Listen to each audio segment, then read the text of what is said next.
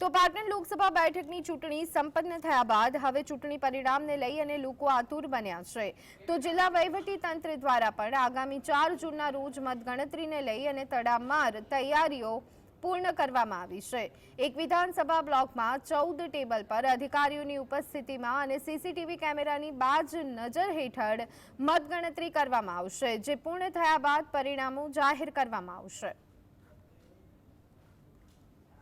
18મી લોકસભાની 7 તબક્કાની ચૂંટણીઓ પતી ગઈ છે અને 4 જૂન એટલે કે આવતીકાલે એની જે મતગણતરી એટલે કે કાઉન્ટિંગ થવાનું છે ત્યારે ગુજરાતની વાત કરવામાં આવે તો ગુજરાતની 25 બેઠકો ઉપર 7 મીના રોજ ઇલેક્શન થયું હતું અને હવે આવતીકાલે જ્યારે કાઉન્ટિંગ થઈ રહ્યું છે ત્યારે પાટણ 3 લોકસભા બેઠકની વાત કરીએ તો 7 વિધાનસભા વિસ્તાર સમાવેશ છે અને સાથે 7 વિધાનસભાની એક જ જગ્યાએ એટલે કે કતપુર ખાતે એની મતગણતરી થવાની છે। એક બિલ્ડિંગમાં 4, બીજા એક બિલ્ડિંગમાં 2 અને એક એમ ટોટલ 3 છે।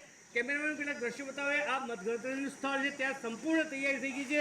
અધિકારીઓ પણ સતત મોનિટરિંગ કરી રહ્યા છે, સતત વિઝિટ લઈ રહ્યા છે અને છેલ્લી કહી શકાય એવી તમામ તૈયારીઓ યુદ્ધના ધોરણે ચાલતી એવું લાગી રહ્યું છે અને જે રીતે મતદાન થયું છે 57% આસપાસનો ટકા, જે 4% મતદાન ઓછું થયું છે એને લઈને જે 28 દિવસથી આ જે આપણા ઉમેદવારોના ભાવિ સીલ થયેલા છે એ આવતીકાલે ફરીથી એક વખત જ્યારે જે મતપેટી એટલે કે ઈવીએમ મશીનમાંથી ખુલશે ત્યારે જોવું પડશે કે પરિવર્તન થાય છે કે પુનરાવર્તન।